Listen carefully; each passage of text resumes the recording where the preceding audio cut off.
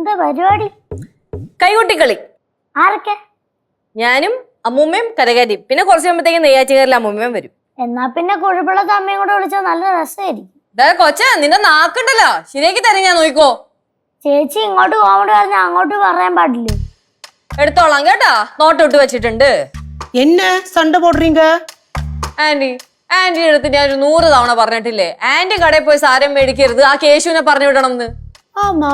പിന്നെന്തിനാ ആന്റി പോണത്? லிச்சு, இதெல்லாம் எனக்கு ரொம்ப பிடிக்கும். நான் மதுரையில இருக்கும்போது இப்படிதான். என்னோட அம்மா இறந்ததுல இருந்து இப்படிதான் நான் பண்ணுவேன். കനകാന്റി കടയിൽ പോയി തുടങ്ങിയതിന് ശേഷം കേശുവിന് മടിയാ. തുടങ്ങിയല്ലേ? എന്താടാ അവള് പറഞ്ഞാലും കാര്യമില്ലേ? ആഹാ, ചേച്ചിയും തുടങ്ങിയല്ലേ?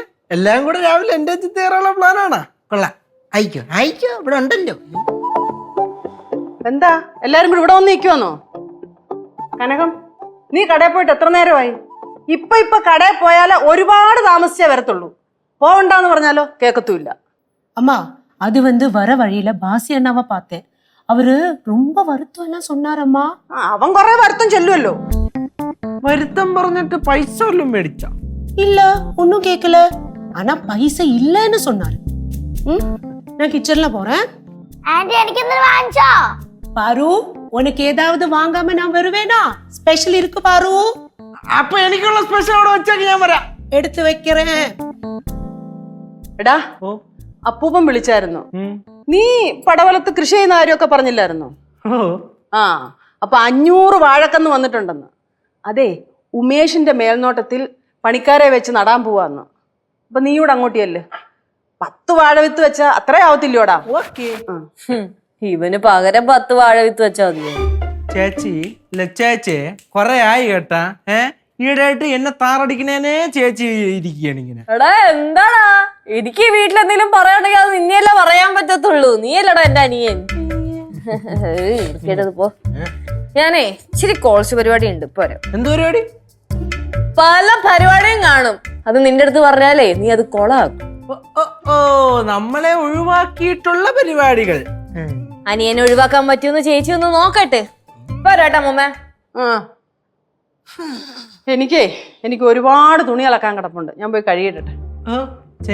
നീ ഇവിടെ വരുന്നോ കഴുകാൻ? എന്തിനി? വാടാ, കഴുകിത്താടാ. അമ്മൂമ്മ ഒരുപാട് തുണി അലക്കാൻ ഉണ്ടെങ്കിൽ അവിടെ അലക്കിട്ടെങ്കിൽ വന്നാ പോരെ, ഇവിടെ വന്നൊന്ന് പറയണെന്തിനി? ഞാൻ തന്നെ കഴുകിക്കോളാം. എന്തിനാണ് എന്റെ അടുത്ത് പറയണേ? കഴിയോ പോരെ. കേശുവേട്ടാ, ആ, എന്തായി? സ്പെഷ്യലൊക്കെ കിട്ടിയാ?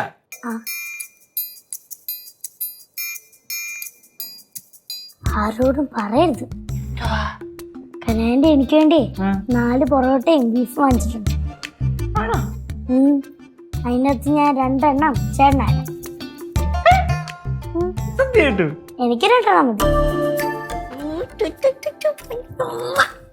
അക്കൊക്കെ ഒന്ന് വരെ ചേട്ടൻ 3 പൊറോട്ടയും കുറച്ച് ബീഫും കഴിച്ചോട്ടെ. എനിക്ക് 2 എണ്ണം വേണം. എന്നാ കുഴപ്പമില്ല, 2 ഉണ്ടെങ്കിൽ 2 എണ്ണം. ഇപ്പോഴല്ല, അല്ല പിന്നെ ഉച്ചക്ക് കഴിക്കാം. ഇപ്പൊ കഴിക്കാടി? ഉച്ചക്ക് കഴിക്കാം. ഉച്ചവരെ വെയിറ്റ് ചെയ്യണോ? എന്നാ പിന്നെ ഉച്ചക്ക് കഴിക്കുക. ആരോടും പറയരുത്. ഞാൻ ആരോടെങ്കിലും പറയൂ? മക്കളാരോടും പറയല്ലോ കേട്ടോ. ഞാൻ പറയില്ല. ആ, പൊറോട്ട ബീഫ് വീട്ടിൽ വന്നിട്ടേ ഇല്ല. അങ്ങനെ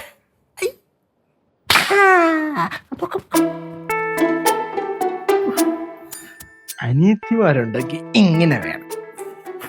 കഴിക്കുന്ന സമയത്ത് നൈസില് പറ്റിച്ചിട്ട് 1 പൊറോട്ട കൊണ്ട് ഒപ്പിച്ചെടുക്കുന്നു.